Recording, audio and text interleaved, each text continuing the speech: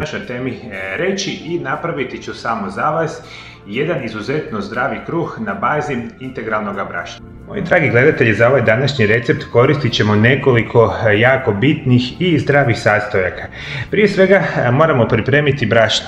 Dakle, molim vas, kupite 100% organsko integralno brašno. Ono nam izgleda ovako, izuzetno nam je zdravo i iz ove današnje perspektive i za lakše pravljenje naravno samoga kruha koristit ćemo 1 kg integralnog brašna. Dalje što će vam trebati, biti će u jednu malu posudu ćete mi staviti jednu malu žličicu kokosovog šećera i jednu malu žličicu himalajske soli. Dakle, ja sam jednu malu posudici pomiješao, dakle, kokosov šećer i sama himalajska sol. Dalje što će nam trebati, biti će nam jedna mala vrećica suhoga kvasca. Ja sam ovdje suhi kvasac pomiješao sa nečim što nam se naziva prehrambeni kvasac. On kao takav ima malo drugačiju teksturu, a unutar njega se nalazi suhi, standardni, obični naravno kvasac. Dalje što će nam trebati, trebat će nam 100 ml ili ajmo tako reći 100 g organskog kokosovog ulja i u našu recepturu će nam još ići 50 ml ekstra djevičanskog maslinovog ulja. Ono prvo što trebamo napraviti je zapravo uzeti jednu posudu u kojoj će biti 250 ml same tople vode i u nju stavljamo prije svega kvasac, kokosov šećer i naravno samu sol i ostavit ćemo da se diže, dakle otprilike 10 do 15 minuta sami kvasac. Super nam je jednostavna situacija, ubacimo sol i naravno kokosov šećer i sam suhi kvasac. Uzet ćemo jednu manju kašičicu ili slično, dobro ćemo promiješati, možda nekakvih 10 sekundi. I ono što je sad nama bitno, da ovaj kvasac koji se nalazi unutra zajedno sa šećerom i zajedno naravno sa ostalim sastojcima ostavit ćemo ga da se diže otprilike nekakvih 10 minuta, pa onda krećemo dalje praviti naš izuzetno zdravi kruh na bazi integralnog brašna. Nakon što je prošlo nekakvih 10 do 15 minuta, vrijeme je da počnemo pripremati naš kruh. Ja uvijek koristim za manji gubitak vremena ovu jednu mašinu koja će mi kasnije praviti i miješati sami kruh. Vi naravno koji nemate ovakvu nekakvu mašinu za miješanje samoga tijesta, morat ćete to ručno odraditi i treba će vam nešto malo više vremena, a što na kraju krajeva i nije toliko bitno. Ono što smo rekli, u ovu posudu za miješanje tijesta stavili smo 1 kg dakle, organskog integralnog brašna. I ona je situacija se dogodila, rekli smo da smo kvasac zajedno sa šećerom dakle, stavili da se diše nakon 10 do 15 minuta. I sad je situacija sasvim u redu i sad prebacujemo samo mješavinu unutra. Dakle, ovo je sama dakle, mješavina kvasca, običnog suhog kvasca, prehrambenog kvasca i naravno mješavina himalajske soli i samoga šećera. I sad je vrijeme da počnemo miješati same sastojke.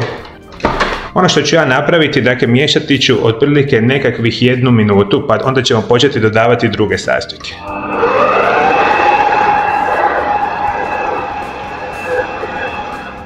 Nakon što je prošla 1 minuta miješanja, dakle, integralnog kruha sa samim kvascem, vrijeme je da pređemo na drugi stadij pravljenja našega kruha, a to je da dodamo ovdje još tekućine. Za najlakše razumijevanje, ja bi na onih 200-250 ml tekućine sa kvascom ili dakle, tople vode obavezno dodao još minimalno 250 ml tople vode u samu mješavinu i to ćemo tako i napraviti. Dakle, unutra ubacimo još 250 ml vode. I dakle idemo miješati još 1 minutu.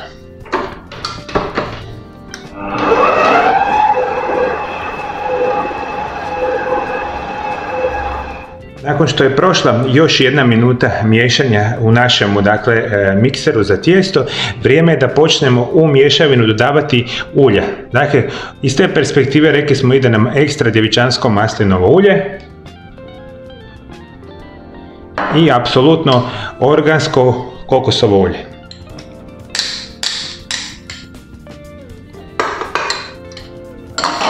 Samo mješavinu ćemo dodati unutra i miješati ćemo još otprilike 1 minutu.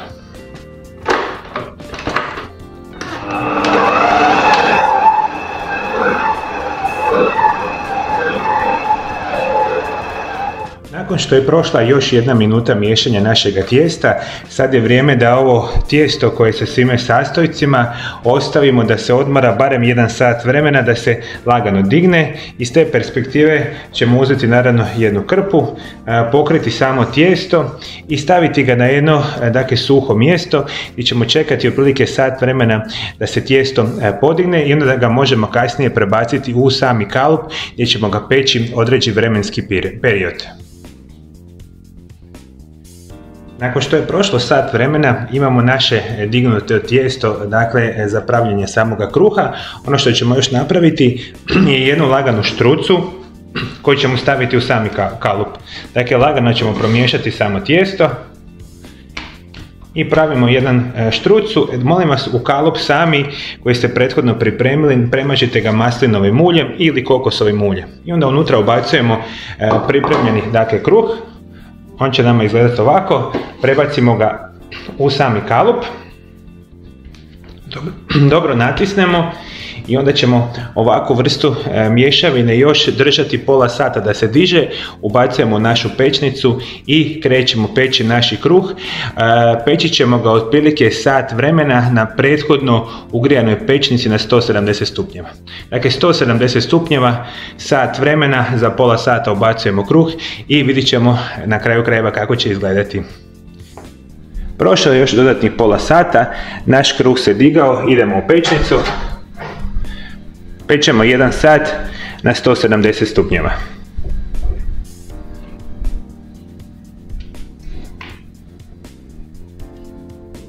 Evo, moji dragi gledatelji, nakon nekakvih sat vremena, a kod vas to može biti nešto možda više, nešto možda malo manje, naš kruh se pekao na 170 stupnjeva i ono što ćemo dobit će ovu izuzetno krasnu mješavinu kruha.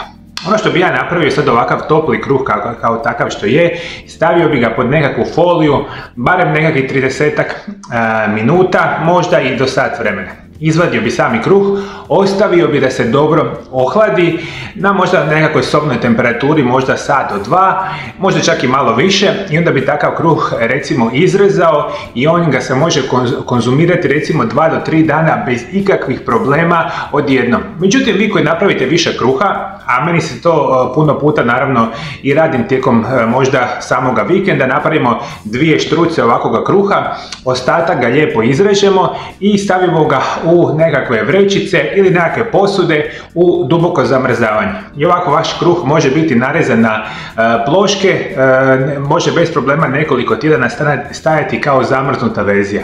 I onda kada recimo želite ga konzumirati, izvadite ga sat, 2 iz samoga zamrzivača, imate ga pripremljenog za ono sve što želite. Dakle, ovo je super zdravi integralni kruh, dakle samo za vas, za moje drage gledatelje. Moja nova knjiga koja se naziva Čudesni prirodni lijekovi, prvi dio, je prva knjiga u serijalu 4 knjige koje će izaći ove i sljedeće godine. Ova knjiga je namijenjena svima vama koji želite znati koji su najbolji prirodni lijekovi na svijetu. Kako upotrebljavati prirodne lijekove za liječenje najgorih bolesti modernog čovjeka. Ova je knjiga namijenjena svima vama koji ne želite se liječiti kemijskim lijekovima, koji imaju veliki broj nuspojava, koji ne želite ići na operacije, koji želite recimo izbjegavati injekcije, sve kemijske supstance koje u velikom broju slučajeva pogoršavaju vaše zdravlje sa svojim nuspojavama. Ako prihvatite moć prirodnih lijekova, kao što će vam biti detaljno opisano u ovoj mojoj prvoj knjizi, naučit ćete puno toga što su prirodni lijekovi, kako se primjenjuju, koje su bolesti koje se liječi i puno toga. Za sve vas u periodu od 1.5. do 31.5. imam jedan veliki poklon. Ova moja nova knjiga će u tom vremenskom periodu biti na popustu od 15%, a za sve one koji još nisu stigli kupiti moju prvu knjigu, koja se naziva Isprekidani post, tajna zdravlja i dugovječnosti, koja je usput direktni prethodnik ove čudesne, dakle knjige Čudesnim prirodnim lijekovima, imate mogućnost isto tako od 1.5. do 31.5. kupiti oba dvije knjige u popustu od 20%. 25%. I vjerujte mi, želite imati i prvu i drugu knjigu, jer sve knjige koje će ići po redu su zapravo čitaju u nastavcima i za sve vas koji želite zdravo živjeti, koji želite sebi pomoći na najbolji prirodan način. Kupite si knjige na mojoj internetskoj stranici mariolab.hr. Prva knjiga je prevedena na hrvatski, njemački, engleski i poljski jezik. Ova druga knjiga je zasad prevedena na hrvatski i engleski jezik.